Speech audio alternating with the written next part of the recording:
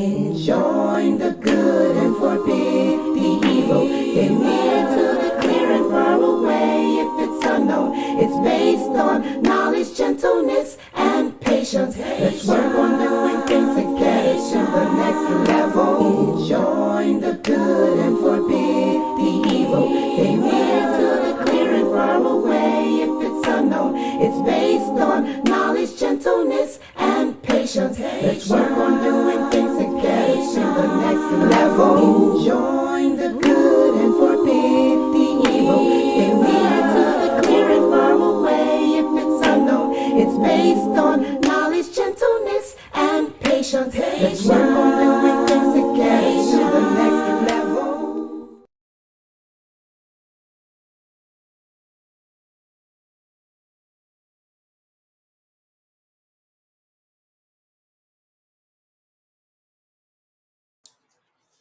Ina alhamdulillah, wassalat, wassalamallah, wa rasulallah.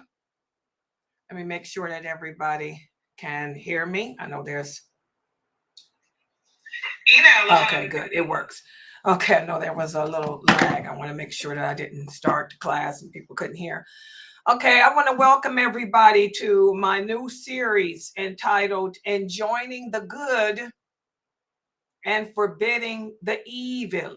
And this is a series that I'm doing because, alhamdulillah, here at Sunnahfollowers is very, there's a lot of information about Islam that we're pumping out here at Sunnahfollowers. Literally, it's so much that is so overwhelming for me, to be the one managing and putting it all out there. So with all this knowledge of the religion that you guys are receiving, alhamdulillah, for most of you, I hope, that your fitra has been ignited or awakened within your heart.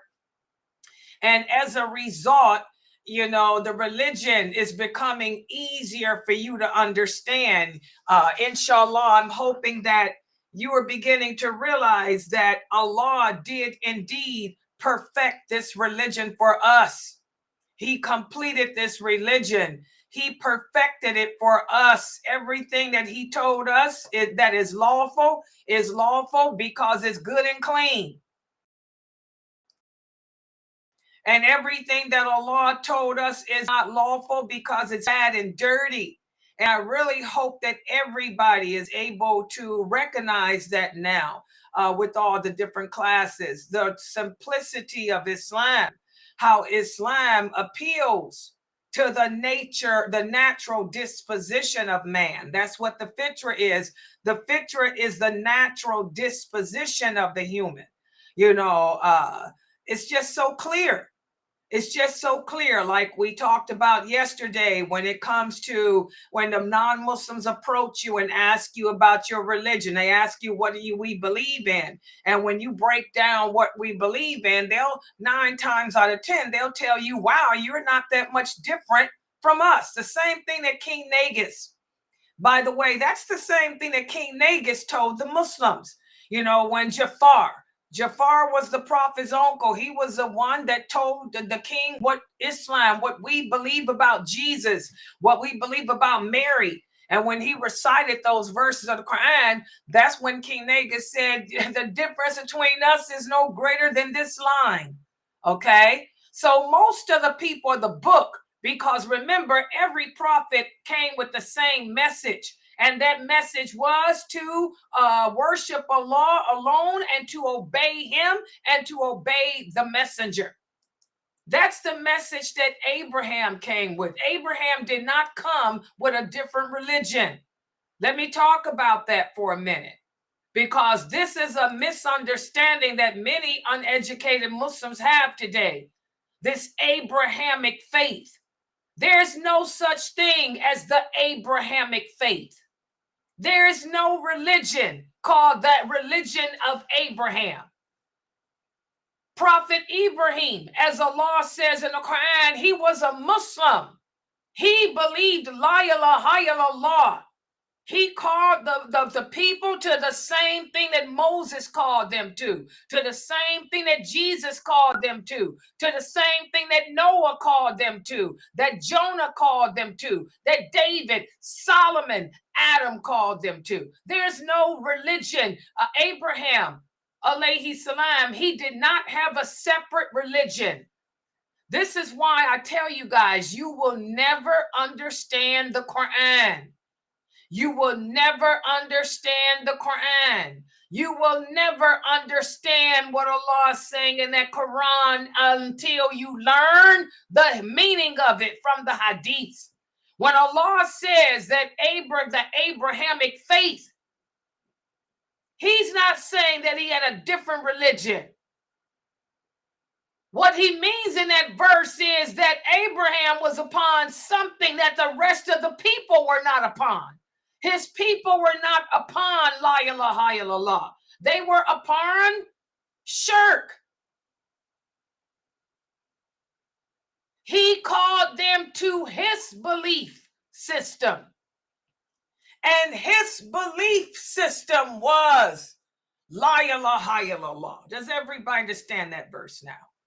So I want you Muslims to not get it twisted. That's my new phrase. There's two phrases on the internet. If you type it in the internet, it pops up with my name. Let's talk about it is one, and don't get it twisted is the other. Well, hashtag don't get it twisted. And hashtag let's talk about it. Okay? Don't get it twisted, Muslims. Abraham was not upon a different belief system than the Prophet Muhammad or any other prophet. Y'all better learn the meaning of those hadiths, and you're not going to learn them unless you find a bona fide, qualified teacher that can sit down one-on-one with you and tell you the history of this religion from the beginning to the end. Okay? Don't get it twisted. So, subhanallah, guys, you know, we are upon this era in our lives where Islam is strange.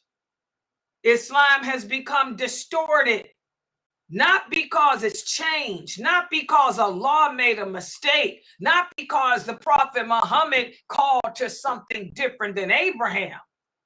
It's twisted because the Muslims today don't have the understanding of Islam, and they don't have the belief in Allah that those originals had. It's all about the originals. Okay? The originals are everything. So for those of you who have been coming here learning this religion from me, and you've been participating in all the lectures put out by Sheikh Saud, the lectures put out by Dr. Jamali, Dr. Ali, and Dr. Asim, and now we have a new brother who joined us, you know, Dr. McBridge, and we got Mukhtar, and we got Brother Hanif. We're all trying to call you back to Islam in its truthfulness. What is Islam in its truthfulness? Islam in its truthfulness is with the understanding that those original companions had. So this is a lot of knowledge that we're putting out into the digital world. So a lot of you who are seeking the truth, Allah has guided you to it. So the fitra, your natural disposition has been awakened, reawakened. And you want to take this knowledge that you have gained here from me, from Jamali, from Sheikh Saud, you know, from Dr. Asim, from Dr. Ali, from Brother Mukhtar, from Brother Hanif. You want to take this knowledge that you've gained from us, and you want to share it with others. But this is where the problem begins. Because just as we Muslims are feeble-minded, like the Prophet said we would be, he said the later generations of my nation will be feeble-minded. They will be ignorant of the religion, and they will be very feeble-minded and weak. That's us. Because we are at that state, we also don't know how to share the good news. And that's what we're going to speak about today, because it's an obligation upon each and every one of us as a Muslim to enjoin what's good and forbid what's evil. But as we talked about last week, that doesn't mean that I have to set up a table at the mall and make flyers about Islam and pass them out to the people and run up to the people, knocking on their doors and going to their cars, putting pamphlets on like a lot of y'all are doing. You people are nothing but Bible thumpers. But now they calling us Quran thumpers. You trying to sell your religion and force your way of life on others, just like the Christians do, like the LDS do, like the Latter-day Saints, like the Jehovah's Witnesses, Seventh-day Adventists. You're nothing but just like the Christians. That's not Islam. We are only obligated to share this religion with those who come seeking it. That's the difference. Remember, wala wal bara. What is it that differentiates us from the people of the book? What is it that makes me different from the Christians? What is it that makes us different from the Jews? Our allegiance and our disassociation. We disassociate from that behavior that contradicts what the Prophet Muhammad taught us to do. He didn't teach us to go around setting up tables and passing out books and Bibles like y'all doing. We don't do that. You do that, but that's not how the companions rolled. We only do that to people who come seeking it. Because what is it that also differentiates us from the non-believers is the fact that we believe in the power of Allah. We know that only Allah has the power to change the heart of man. We know that only Allah makes Muslims, not you or me. We don't have that power. But the problem is most Muslims today are not upon Quran wa Sunnah, even though they claim to be. Most Muslims today are not upon traditional Islam, although they claim to be. Most Muslims today do not, I repeat again, do not have the understanding of this religion that those companions had, even though they claim to be. Most Muslims today are Mu'tazila. I keep telling y'all that. Mu'tazila, and I'm going to prove it to you again with my lecture tonight. Okay, so this is the class on enjoining the good. Yes, enjoining the good and forbidding the evil is an obligation upon every Muslim on this planet. But there is a specific and special methodology that we have to use. And I want all of my students to pay attention, because today I'm going to teach you how to enjoin the good. Before you open your mouth to correct that sister because her hijab is not on correctly, you can't even open your mouth up unless you fulfill a certain criteria first. Because there are many pitfalls when it comes to enjoining good and forbidding evil. And because of those pitfalls, we end up causing more harm than good. So I want everybody to take notes today, especially my regular students, because a lot of y'all ask me, how can I explain to this sister that she's not dressed properly? You don't explain it at all. You ain't qualified to explain it. If you don't meet the criteria, you ain't qualified. So you go to the next level. Where there's levels. If you can't do this level, go to the next. If you can't do that level, go to the next. Most of us ain't qualified because we can't even get to step one. So let's put the PowerPoint up on the screen. And I want everybody, the parents, to take PowerPoint, screenshots of my PowerPoint so you can share it with the kids and also keep it for yourself to review, because you will be at the mosque again and you're going to see some sister dressed improperly, or you're going to be sitting up in somebody's stream listening to Islam and you think that you can now correct somebody. Well, before you do that, there's a criteria to follow. And if you don't meet the criteria, you shut up and keep it moving. So let's put that PowerPoint up. I'm going to start with the Zoom. Yeah, this is important. Yeah, the brother typed here. Yeah, this is what he's doing. Yeah, this is what you brothers have been asking me about. This is what you rigid brothers have been waiting for. And I did this to Zoom, but wait a minute. I did that to Zoom and messed up for myself. Hold on, guys. I forgot I'm working this stream program differently. Okay, I do this for Zoom. And then I go here. Yeah, this is what you brothers have been waiting for. I'm getting ready to go over the steps now, inshallah. You're welcome. The brother said, thank you, Sister Laila. I've been waiting on this. I know you brothers have. So hold on. Okay. Okay, everybody should be able to see my screen. I'll give it a second. I know there's some lag. We can see it. Oh. Hold on for a second. Assalamu alaikum. Yeah, I'm just now starting right now. Oh, okay. I'll call you right back. Okay. Assalamu alaikum. Remind me to call Dr. Jamali, Fame, AY, somebody. Remind me to call him after the class. Okay, so here we go, guys. This is what you brothers were waiting for. Okay, how do we go about enjoining the good? How do we go about forbidding the evil? What is the procedure? How do I go about correcting another Muslim? If I see another Muslim doing something wrong, how do I approach them? Or if I see a Muslim doing something good, how do I approach them? That's what I'm going to cover today. So I want you guys to take screenshots.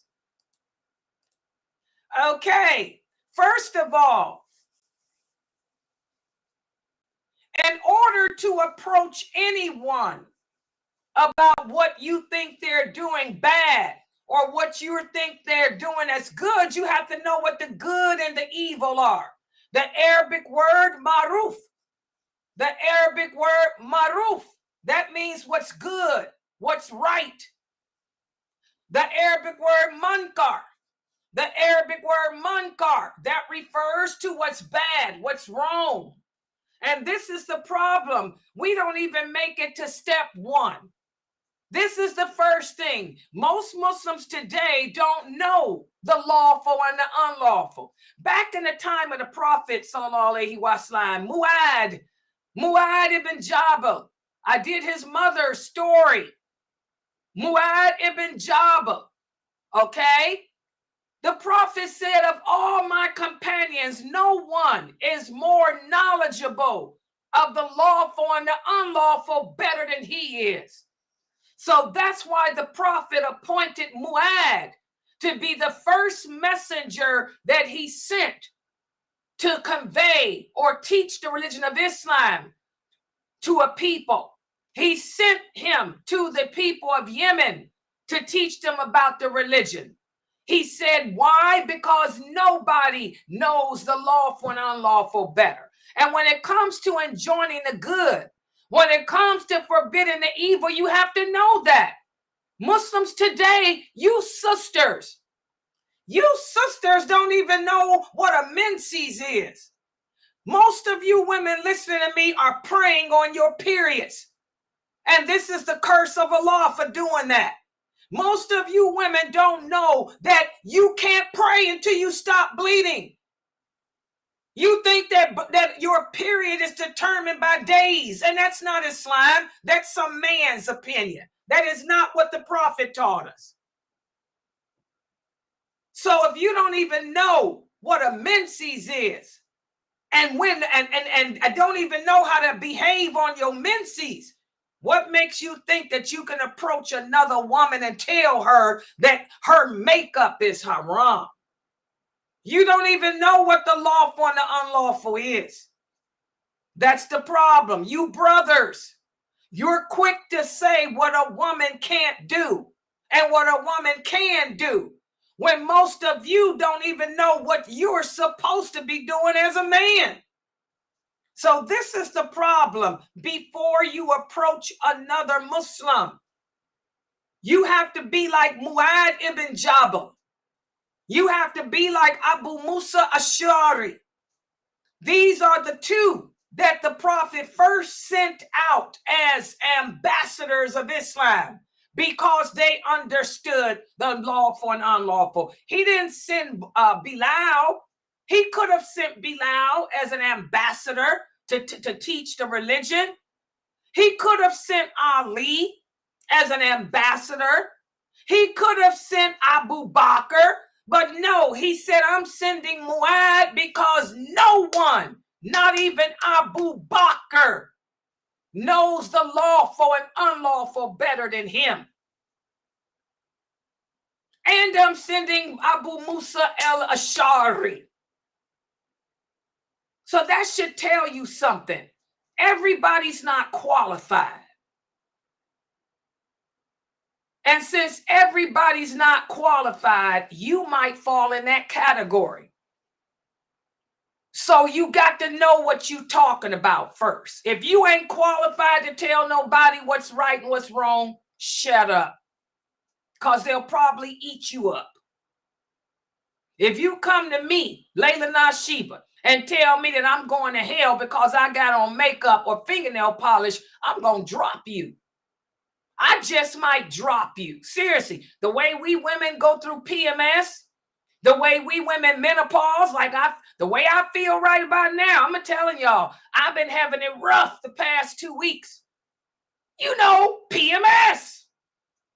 If somebody coming to me and tell me I'm going to hell because I got on makeup, I don't care if you King Tut, I will probably drop you in 5 seconds, because that's just how I feel right now. So, a lesson to be learned. You got to know what the lawful and the unlawful is. You got to know what the right and the wrong is before you approach anyone. That's number one. And number two, if a person is doing wrong, who is the person responsible for carrying out the punishment? Is it you? Well, let's take a look. The person responsible for carrying out the punishments prescribed by Allah on a person that transgresses the laws of Allah are only those people of authority. Only those people of authority. And who are the people of authority? The scholars of Islam. The scholars from each group, or the scholars from each nation, and their leaders and their elders.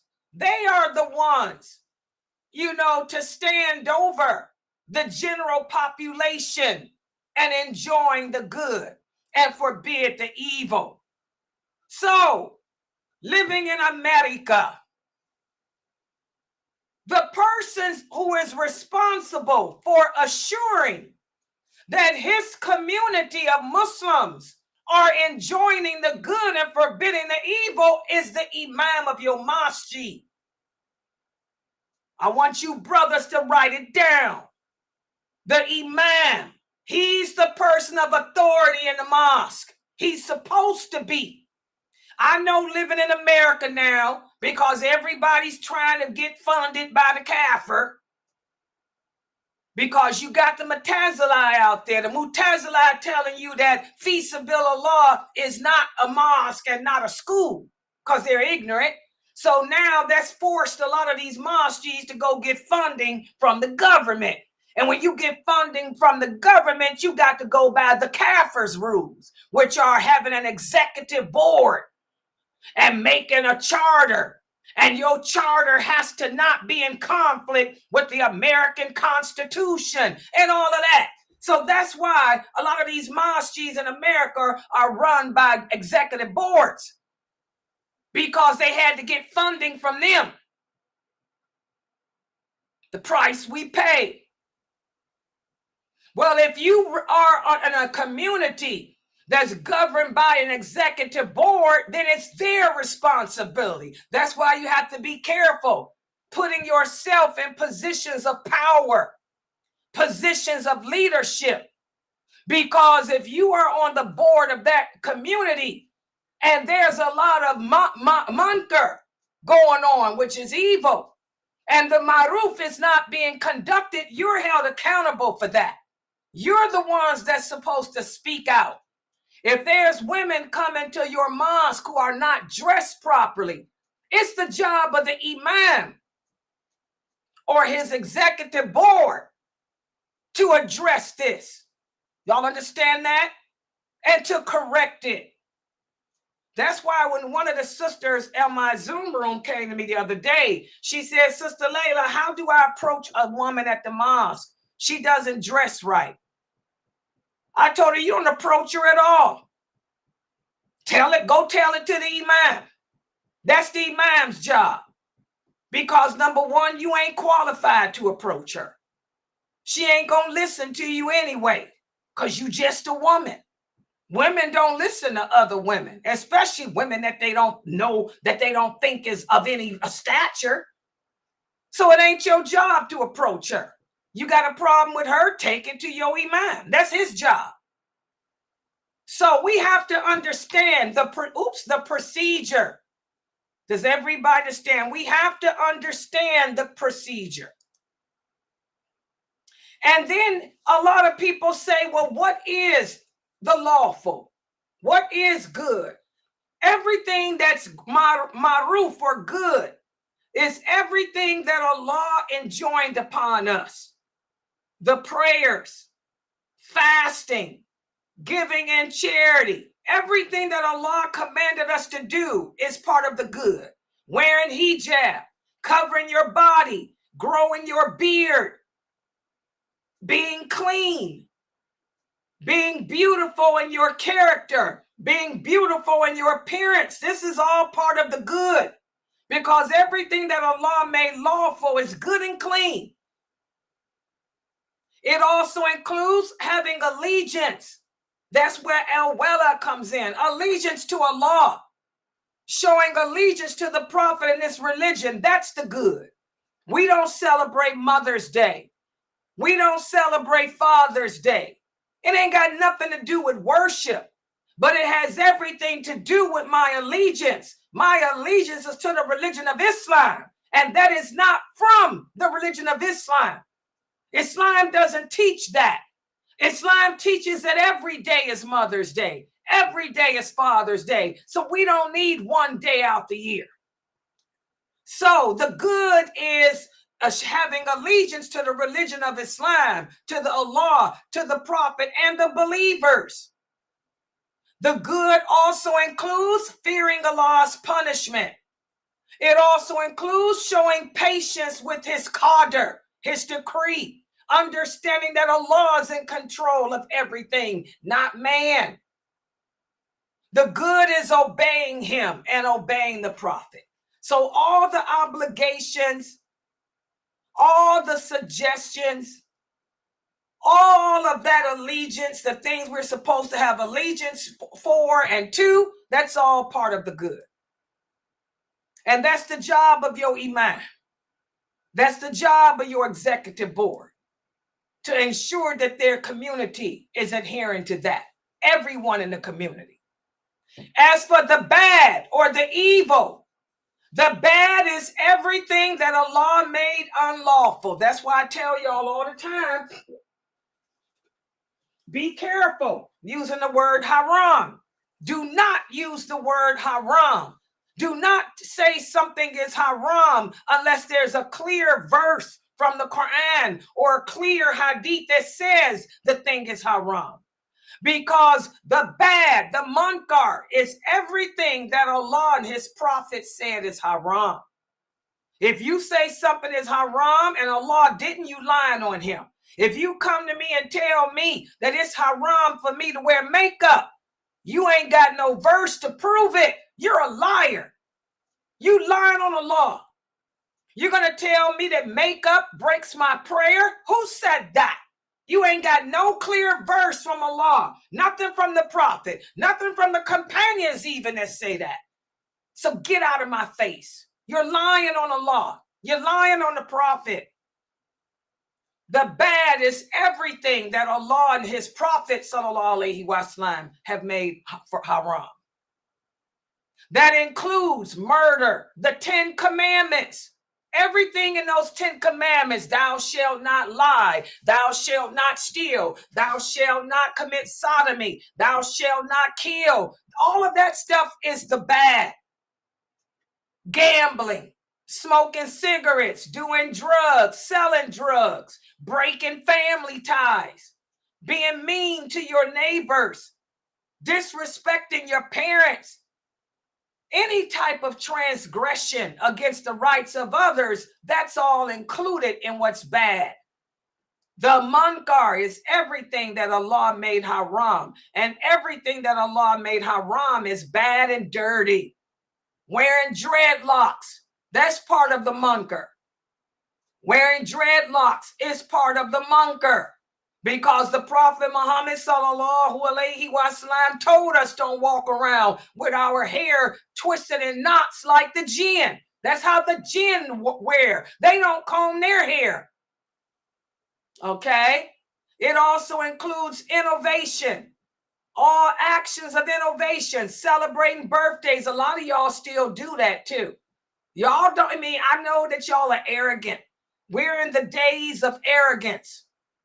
A lot of you Muslims, the more I talk about birthdays, tomorrow I'm going to wake up, turn on a Facebook, and I'm going to see half of my students happy birthday and people. Y'all going to answer to Allah for that. You ain't hurting later.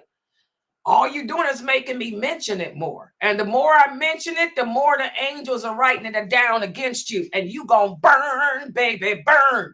Disco fever for that stuff. So you ain't hurting me.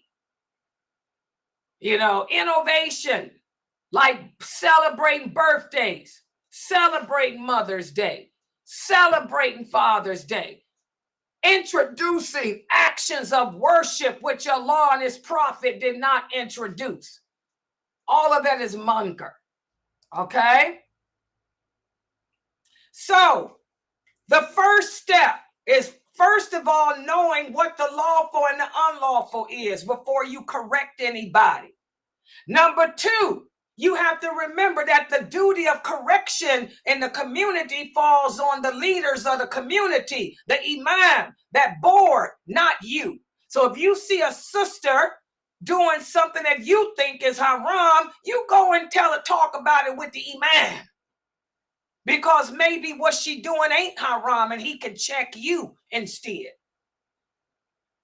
And thirdly, before you enjoin the good, you have to also meet a certain criteria in your character. Number 1, you have to be a person who is friendly and a person who can empathize.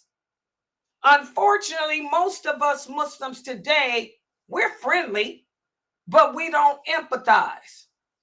What does it mean to empathize? Empathy is not sympathy. Sympathy means to feel sorry for somebody. Islam doesn't teach us to feel sorry for people, because Allah teaches us that Allah will never change the condition of a person until that person takes the steps to change the condition of himself. So we don't go around feeling sorry for anybody. But we do empathize. Empathy means to put yourself in the shoes of that person and imagine how you would want to be treated. Okay? So before you approach anyone, you have to be a person who is friendly and you have to have empathy. That's why Allah says, let your enjoining of good be good, and do not allow your forbidding of bad be bad. What does that mean? If I am going to approach this sister and tell her that she's dressed incorrectly, I'm going to approach her in a nice way, a friendly way, a polite way, the way I would want someone to approach me.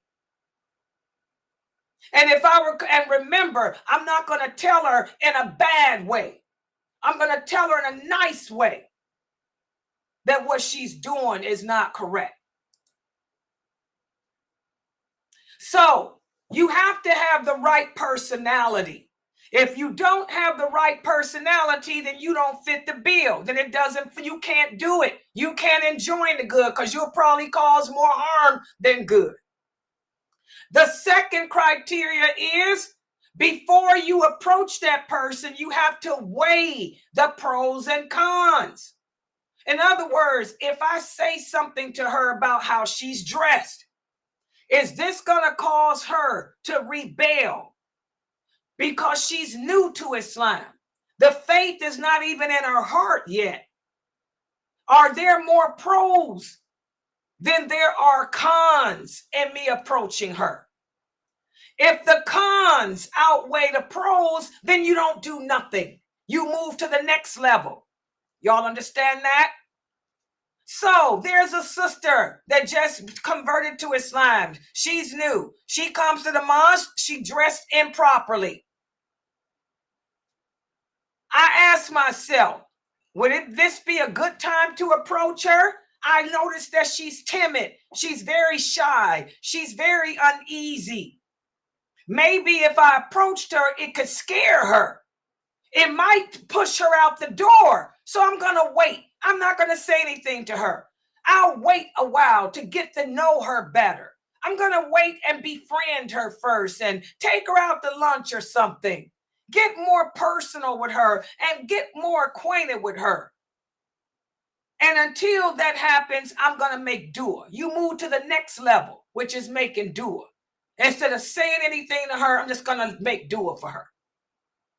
Whenever the harm outweighs the good, then we are no longer obligated to approach that person on that level. Instead, we move to the next level. And this is what you brothers need to understand, because you brothers become like Carterites. Y'all become like Carterites. You don't weigh the pros. You don't weigh the cons. You just call a person a kafir. Either they change or they a kafir or you kill them. You know, that's the Carterites. Okay? So there's a certain methodology that we have to follow. And you guys know what the methodology is. The Prophet sallallahu alaihi wasallam said, if you can change it physically, do that. If you can't change it physically, then verbally. And if you can't do it that way, then simply make dua. It's when we don't do anything at all. Do you guys understand that? So if approaching this sister, she's new, she's timid, she feels alone. When I look at it that way, I'm going to be like, no, I'm not going to say nothing to her. I'm going to wait to get to know her better. But I will make dua for her. I'll ask Allah to guide her to the true understanding as to how to dress properly. And that's based on the hadith here, where the Prophet sallallahu alaihi wasallam said, if you live to see something wrong being committed, try to change it with your hand. If you can't with your hand, then with your tongue. And if you can't with your tongue, then with your heart. And we do it with our heart by making dua. Does everyone understand that? This is what we need to do. Most of us need to move to the third level and just pray for the people. Because most of us don't have the knowledge of the lawful and the unlawful, number one. Most of us do not have no empathy. And most of us are not kind. And most of us don't consider the reality that saying something in this day and age can cause more harm than good. You know, so for most of us, it's best to just make dua. Take it to the imam. If it bothers you so much how that sister is dressed, go tell the imam and let him handle it. And you make dua for her and keep it moving. It's when we do nothing that we fall in the category of the living dead. We have the hadith whereas one of the companions asked Ibn Masud, "Oh, Ibn Masud, who are the living dead?" He said, "These are the people who don't try to change it any type of way. Instead, they do nothing at all and just concern themselves with themselves." But as long as you move to one of those levels, that's doing something. Does everybody understand that? Listen to this hadith. The Prophet sallallahu alaihi wasallam said, "Test or trials are shown to the heart like a straw mat, straw by straw. Whichever heart accepts the trials and absorbs them will get a black spot placed on it. And whichever heart rejects them will get a white clear spot. And this will continue until your heart becomes one of two types.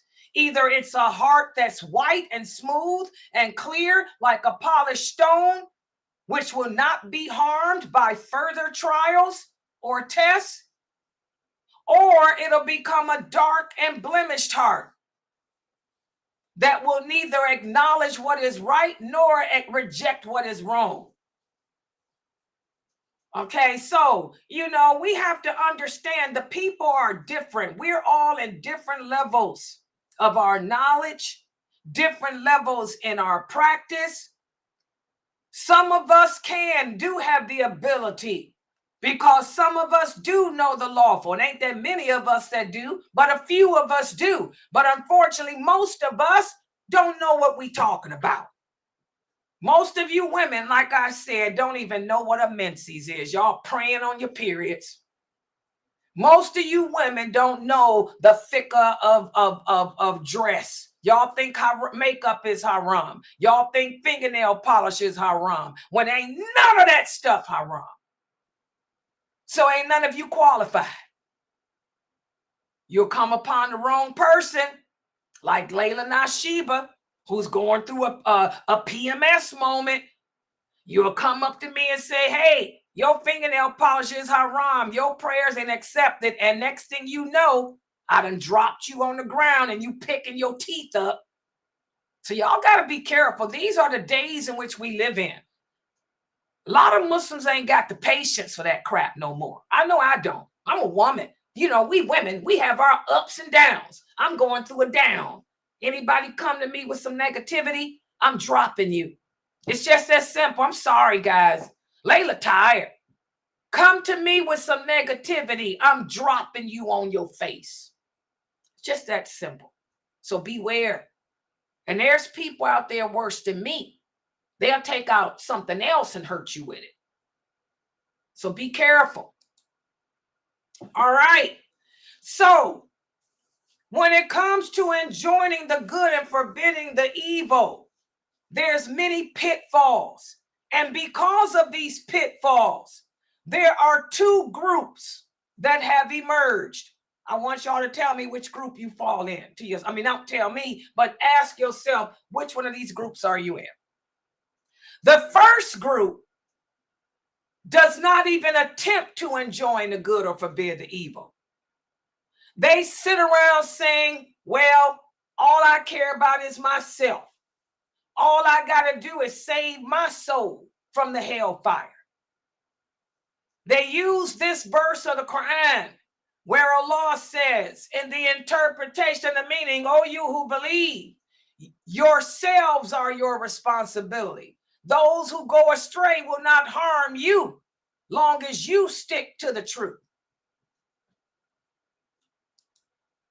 There's a lot of people that believe this means only concern myself with me.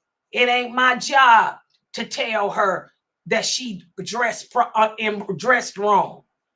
And I ain't got to make dua for her. I ain't got to do nothing. I could care less about her. How many of you know people with that attitude?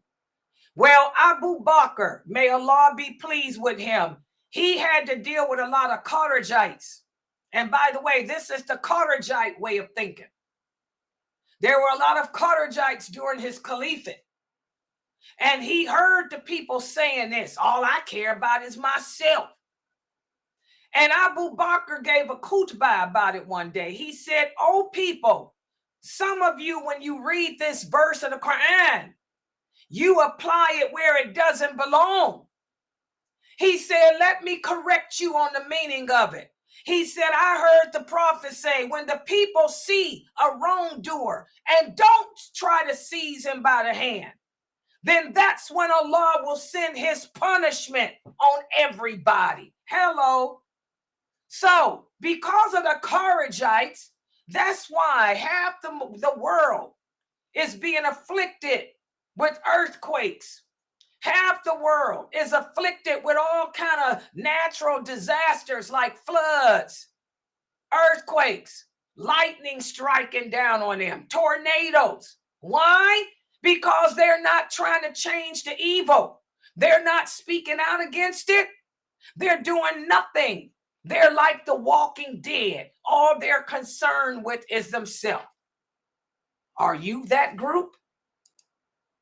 And then there's the second group. This group, in my opinion, is worse than the first. This group wants to enjoin the good. This group wants to forbid the evil, but they don't know the religion. They're ignorant.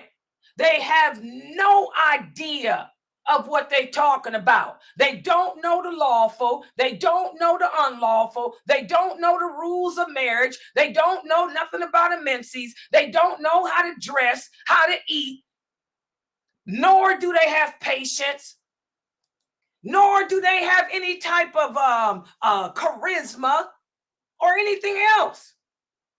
So what they do is they end up causing more harm than good.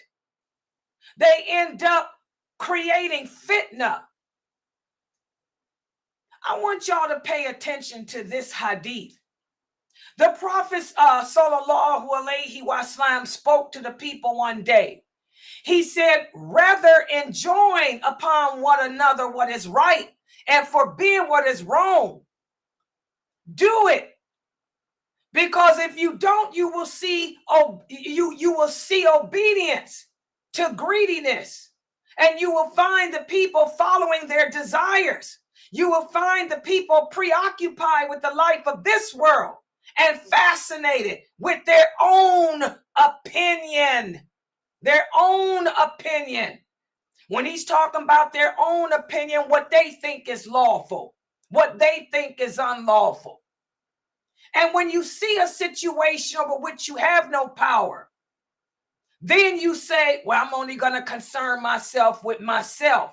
He said, these are the days of patience, the days that lack patience. So you don't want to be of this group. These are the Mu'tazila. These are the people who are the extreme left. They got something to say about everything, and they don't know what they talking about. You're going to tell me it's haram to wear makeup. You're going to tell me that I'm going to hell because I'm teaching Islam on the internet. You're going to tell me that I'm going to hell because I'm obeying my Lord and I got a loud voice. You're going to tell me that this is haram. I can't eat the meat of the people of the book. These people end up causing more harm than good. This group, they believe that they are obeying Allah, but in reality, they are transgressors of all his boundaries. These are the Mu'tazila that we see today. And also the Kharijites fall in this too. Also the Shiite. The Shiite, they think that they're enjoining the good, but they're deviant, they're ignorant, they're misguided too. And we wonder why Allah has sent the war against Islam. We wonder why the war is happening right now in different parts of the world, not just Gaza. It's happening in Africa too. It's going to be here in America. We wonder why Allah has sent this war to us. Because either we in this group or we in the other group when it comes to our enjoining of the good. So this is why the Prophet sallallahu alaihi wasallam also, let me talk about this. This is for the brothers here. Nowadays, because of what's going on in Gaza, you hear a lot of the Muslim brothers attacking the rulers of the countries. They're attacking the king of Saudi Arabia. They're attacking all the rulers in the Gulf. You know, they may be bad people. I'm not saying it. I'm not defending these people. But listen to what the Prophet sallallahu alaihi wasallam said. He said, when you live to see injustice on the part of the rulers of the Muslims, we still don't fight against them as long as they maintain the prayer. The king of Saudi Arabia does a lot of crazy stuff. We all know. But you still see him praying on TV too, don't he? Listen to what the prophet said. Give them what is due to them and ask Allah for what is due to you. What does that mean? That means that we don't pick up arms and go and fight against the king of Saudi. We don't pick up our arms and fight against the rulers of the Emirates. We don't pick up our arms and fight against the ruler of Kuwait. We don't pick up our arms and fight against the ruler of Egypt. The prophet said, give them what is due to them and pray, ask Allah for what's due to you, as long as they maintain the prayer. And this is what all the companions agreed upon. They did not go around preaching for us to rebel against our rulers. In fact, they said, stay away from fighting against them. Stay away from all of that nonsense. We got some crazy Muslims today who are trying to get the people to pick up their arms and fight against their rulers. That's not Islam, as long as they're praying. The Mu'tazila, they view fighting the imams as one of the principles of their religion. A lot of these brothers that got these YouTube channels, especially these brothers in the United Kingdom and in Europe that y'all listen to, and some of them in Australia, they're telling y'all to fight against these leaders. These are Mu'tazila, because the Mu'tazila are really into that. They make the basis of their religion 5 principles: Tawheed and divine justice. Even though Allah has forbidden us to do warfare against the rulers of the Muslims, as long as they are maintaining that prayer. I don't care how much alcohol the king of Saudi Arabia drinks. I don't care how much fornication they do. They maintain that prayer. We follow what the prophet said. Does everybody understand that? And here's the hadith. It's Sahih Muslim.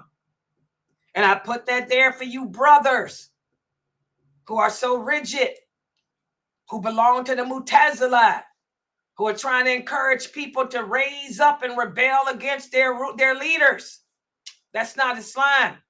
That's not the Islam that the Prophet Muhammad sallallahu alaihi wasallam came with. That's not the understanding that the companions had. I even had to tell some of my students when Ramadan began, I don't want to hear what any Arab got to say. I don't care what none of the Arab countries say because of what's going on in Gaza. What does that have to do with Ramadan? Allah is in control of what's going on in Gaza. The power is in Allah. See, that's more Mu'tazila. The Mu'tazila also question the decree of Allah. They don't believe that Allah is the creator of evil. They think that man is the one that creates war and evil. So I can tell which of my students are Mu'tazila. Okay? So this is the methodology. This is the procedure that our Prophet Muhammad put in effect for us as Muslims when it comes to enjoining the good and forbidding the evil. It's a process. It's a process we follow. You ain't qualified to enjoin the good.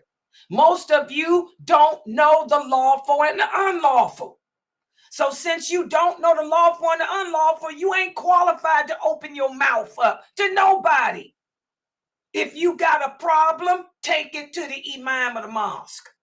That's my suggestion. Take it to the imam of the mosque. Okay? All right, I'm going to stop right here. Subhanakallahumma wa bihamdika ashhadu an la ilaha illa anta astaghfiruka wa atubu ilaik.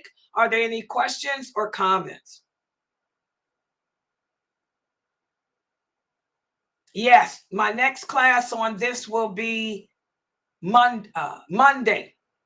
Yes, and I'm going to speak more. Yeah, I'll be continuing. Tuesday. Oh, yeah, Tuesday. Oh, yeah, Tuesday. Yeah, and I'll continue. Yes, it's a whole process, bro. The whole process.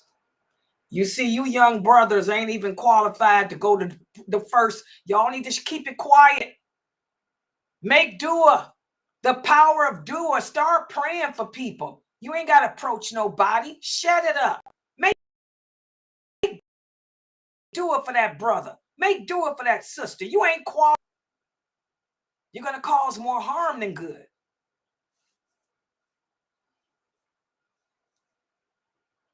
Brother Abdullah, you're going to have to just understand, again, you don't have, it's not your obligation. We talked about that the other day.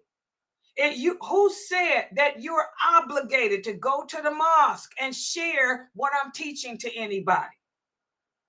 We only share our knowledge with those who come seeking it.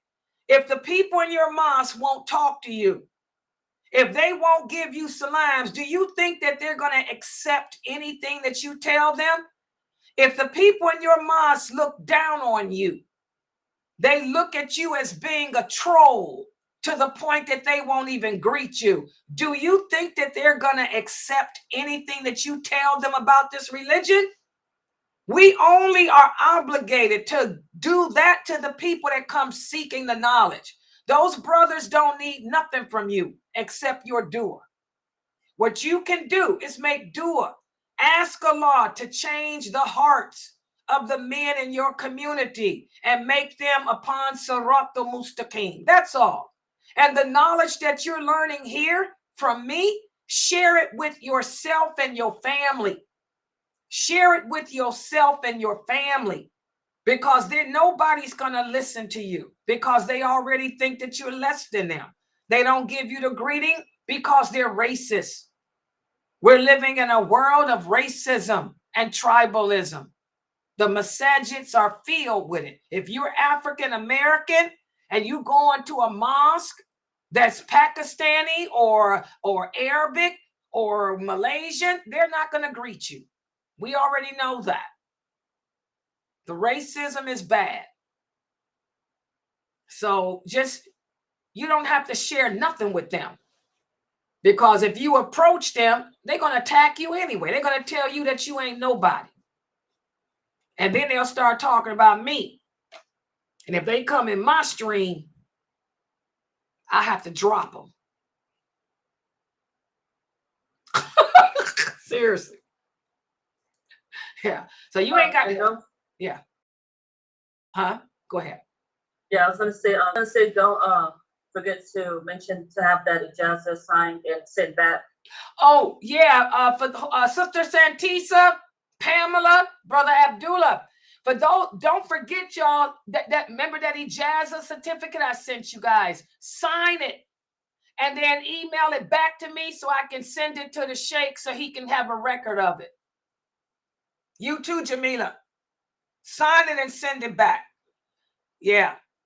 The ijazah certificate so I can give him a copy of it. Or you can just take a picture of it with your phone. Take a picture of it and send it to me.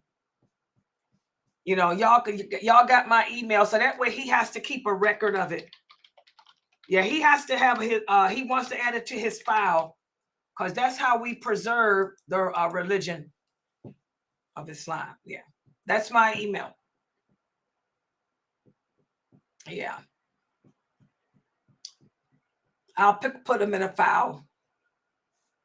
Yeah.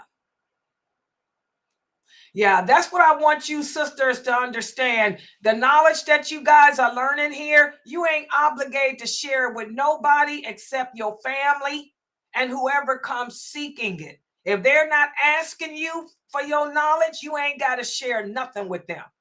You instead make dua, because nowadays you open your mouth up to these racist Muslims, and the mosques are filled with these racist Muslims. Boy, they will shut you down so quick. They'll send you home crying. People are bad today. They really are. Oh, yeah. Y'all should see how stressed out Laila is. Oh, yeah. I'm a tough and rough diet. I'm about to have a nervous breakdown. Seriously. People crazy. Yeah. Yeah, tomorrow. Yeah, don't forget, tomorrow is the Call In and Ask Sister Laila live show. Yeah. Any questions y'all got? Yeah, bring them in. Yeah, whatever. Yeah, you got some questions? Oh, Sister Pamela, if you want to send me a gift card, or what is it, a gift card, or is it just a personal donations? Personal donations, send to that email. That email there, Laila Nasheeba at Gmail, that's my personal Zelle. You can Zelle to that.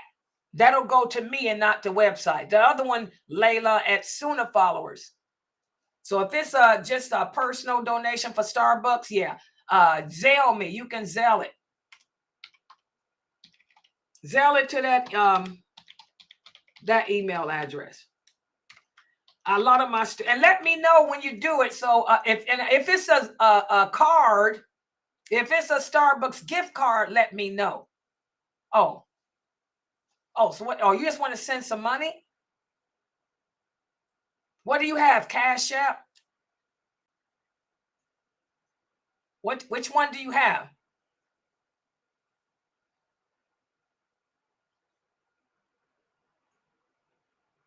Do you have Cash App? If you got Cash App,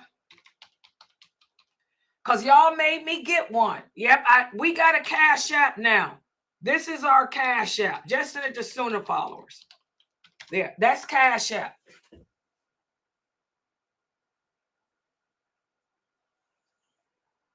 If you don't have Cash App, then just send it to PayPal. Just PayPal it. Oh, PayPal? Oh, wait a minute. Use my personal. The same thing. Go to PayPal and type my personal email address. Yeah, type that. Yeah, okay, that's good. PayPal's good. Yeah, you can do that. PayPal it to Laila Nasheeba. Yeah, that's my personal PayPal too. I ain't checked my personal PayPal. You know what? I'm a log. I ain't checked my personal PayPal in a long time. I think Malik's trying to start his class. Keep coming in and out. So. Oh, why come he don't use the mic? This is what I'm talking about. Y'all see why this website is frustrating to me? Why is it that didn't I tell him the other day? All he got to do is get on the mic and say, I'm here, so I can shut it down. Because I try to keep the people here for him. What is so hard with him to? Amina Fresno. Is Amina Fresno here? Yeah, I'm here. Now, do you see why I'm upset again? How many times have I told Mr. Crazy that when he comes in to just get on the mic and say, I'm ready for my class, instead of doing what he's doing? I mean, I don't understand. I'm dealing with people that's got mental illness. I'm ready to drop everybody. Okay, guys, I'm logging out.